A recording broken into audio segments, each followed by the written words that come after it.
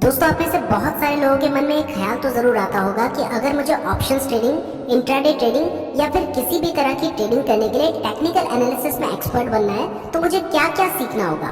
मतलब ऐसे कौन से 15-20 कंसेप्ट, स्ट्रेटजीज, इंडिकेटर्स या चार्ट पैटर्न्स हैं जिन्हें सीखकर मैं ये मान सकता हूँ कि मैं ट्रेडिंग में एक्सपर्ट बन गया हूँ। अगर आपके मन में एक ख्याल आता है तो इस वीडियो को ध्यान से देखें, क्योंकि इस वीडियो के अपलोड होने से पहले YouTube में ऐसी कोई भी वीडियो नहीं थी जो ये बताती थी कि ट्रेडिंग में एक्सपर्ट बनने के लिए आपको क्या क्या सीखना होगा।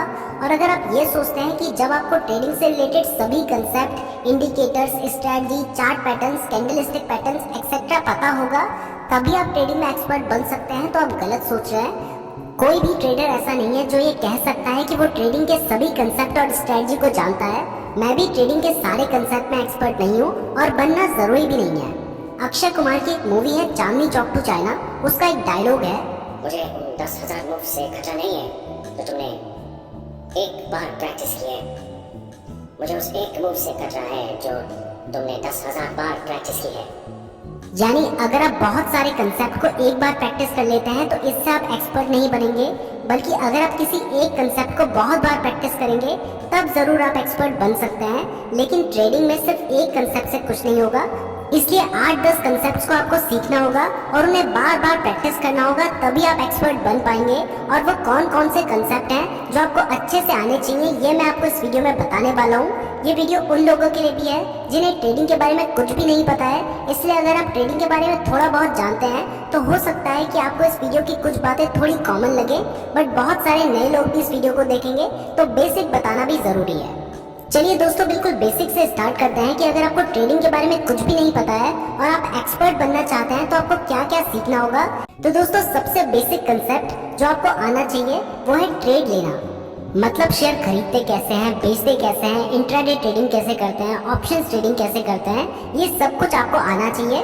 वैसे आप में से ज्यादातर लोग ये जानते होंगे, जो नहीं जानते हैं उन्हें मैं बता दूं कि अगर आप ट्रेडिंग करना चाहते हैं तो इसके लिए आपको एक डीमैट अकाउंट की जरूरत पड़ती है।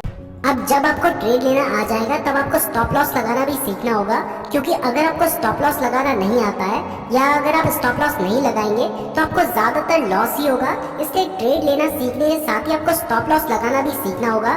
इसके साथ ही ट्रेलिंग स्टॉप लॉस का एक कंसेप्ट है जिसमें हम अपने स्टॉप लॉस को चेंज करते रहते हैं, वो भी जरूर सीख लीजिएगा। इससे आपको प्रॉफिट होने के चांसेस बढ़ जाएंगे। अब जब आपको ट्रेड लेना आ गया, स्टॉप लॉस लगाना आ गया और आपने ट्रेलिंग स्टॉप लॉस लगाने का तरीका भी सीख लिया, तब आपको जरूरत पड़ेगी टेक्निकल एनालिसिस की, क्योंकि टेक्निकल एनालिसिस से ही आपको समझ आएगा कि ट्रेड लेना कब है।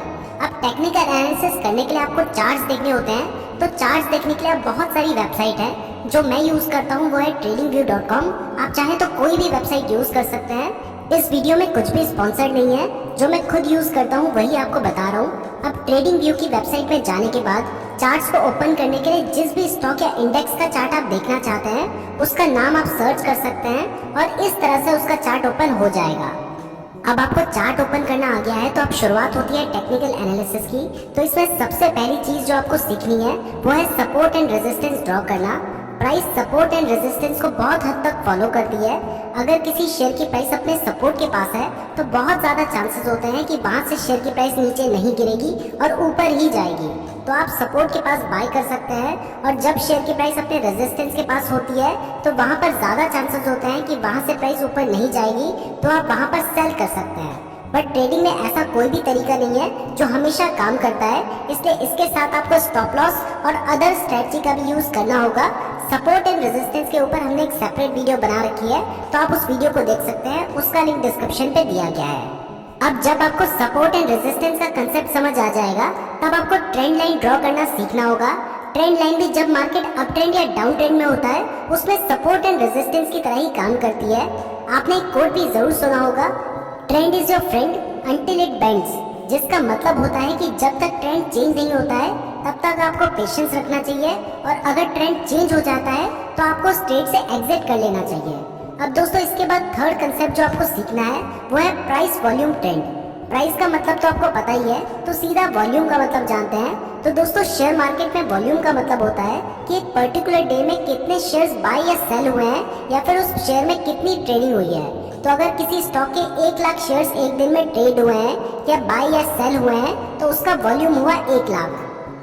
अब प्राइस वॉल्यूम ट्रेंड का मतलब होता है कि वॉल्यूम के हिसाब से प्राइस किस तरह से बिहेव कर रहा है। तो अगर किसी शेयर की प्राइस बढ़ रही है और उसका वॉल्यूम भी बढ़ रहा है, यानी कल 1 लाख का वॉल्यूम था, आज बढ़कर 1,10,000 का हो गया, तो इसका मतलब है कि जो भी ट्रेंड चल रहा है वो आगे भी कंटिन्यू होगा।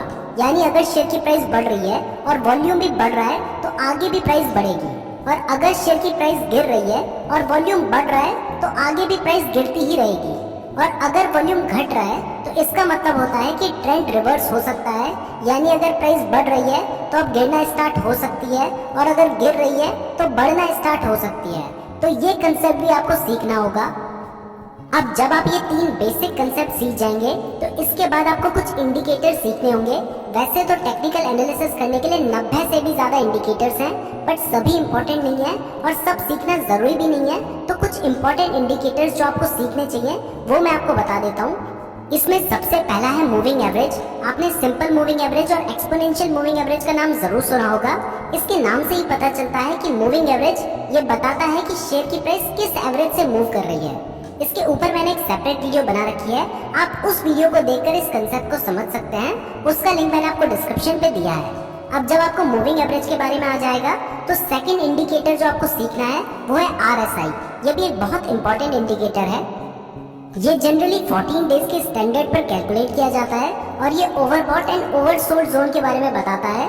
अगर इसकी वैल्यू 70 से ऊपर जाती है तो ये माना जाता है कि स्टॉक ओवरबॉट जोन में है, और अगर इसकी वैल्यू 30 से नीचे जाती है तो ये माना जाता है कि ये स्टॉक ओवरसोल्ड जोन में है। जब भी आप RSI को यूज करते हो तो इसके साथ किसी और इंडिकेटर या स्ट्रेटजी का भी यूज जरूर करें, क्योंकि अगर आप इसे सिर्फ अकेले यूज करेंगे तो आपको फेक सिग्नल्स भी मिलेंगे। अब दोस्तों थर्ड इंडिकेटर है बॉलिंजर बैंड्स। इसके ऊपर भी मैंने सेपरेट वीडियो बना रखी है, आप उसे देख सकते हैं। इसके बाद फोर्थ इंडिकेटर जो आपको सीखना है वो है ADX यानी average directional index. Fifth indicator जो आपको सीखना है वो है moving average convergence divergence. Sixth indicator है स्टोचस्टिक ऑसिलेटर। सेवेंथ है फिबोनाची रिट्रेसमेंट और एट्थ है ओपन इंटरेस्ट। तो ये सभी इंडिकेटर्स अगर आप सीख लेते हैं तो इतना काफी होगा इंडिकेटर्स के लिए। अब जब आप इंडिकेटर सीख लेंगे तो इसके बाद आपको कैंडलस्टिक पैटर्न सीखने होंगे। ये भी बहुत इंपॉर्टेंट पार्ट है प्राइस एक्शन स्ट्रेटजी का। तो बहुत सारे टाइप के कैंडलस्टिक पैटर्न्स होते हैं और सभी इंपॉर्टेंट हैं। इसमें mainly hammer, hanging man, inverted hammer, shooting star, bullish engulfing, bearish engulfing, piercing line, dark cloud cover, bullish हरामी, बेरिश हरामी, मॉर्निंग स्टार, इवनिंग स्टार जैसे बहुत सारे कैंडलस्टिक पैटर्न्स हैं। इसके ऊपर मैंने 2 वीडियोस बना रखी हैं। इन दोनों वीडियोस को अगर आप देख लेते हैं और सीख लेते हैं तो आपको लगभग जो भी इंपॉर्टेंट कैंडलस्टिक पैटर्न्स है वो सभी आ जाएंगे।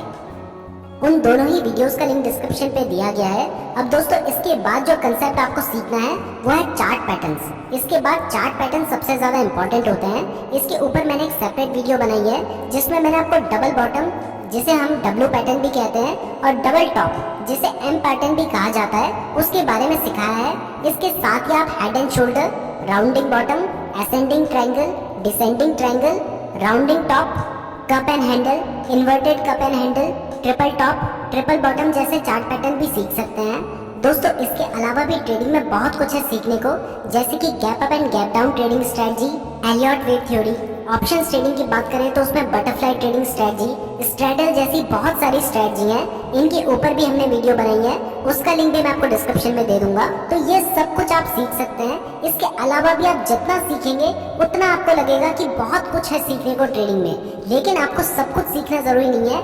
बट कुछ कंसेप्ट में तो आपको एक्सपर्ट बनना होगा जिनसे आप ट्रेड ले सकें। और इसके बाद सबसे इंपॉर्टेंट कंसेप्ट जो आपको सीखना है वो है ट्रेडिंग साइकोलॉजी, क्योंकि अगर आपने ट्रेडिंग के इमोशंस पर कंट्रोल करना नहीं सीखा तो फिर आप चाहे कितनी भी स्ट्रेटजी सीख लें, कितना भी टेक्निकल एनालिसिस करना सीख लें, आपको लॉस होने के चांसेस ज्यादा ही होंगे, क्योंकि आप अपने इमोशंस पर कंट्रोल नहीं रख पाएंगे। इसलिए मैंने इस टॉपिक पर भी एक वीडियो बना रखी है, आप उसे भी जरूर देख लें। उन सभी का लिंक मैंने आपको डिस्क्रिप्शन पे दे रखा है। तो दोस्तों आज की वीडियो में आपको एक सिलेबस समझ आ गया है कि ट्रेडिंग में एक्सपर्ट बनने के लिए आपको क्या क्या सीखना होगा।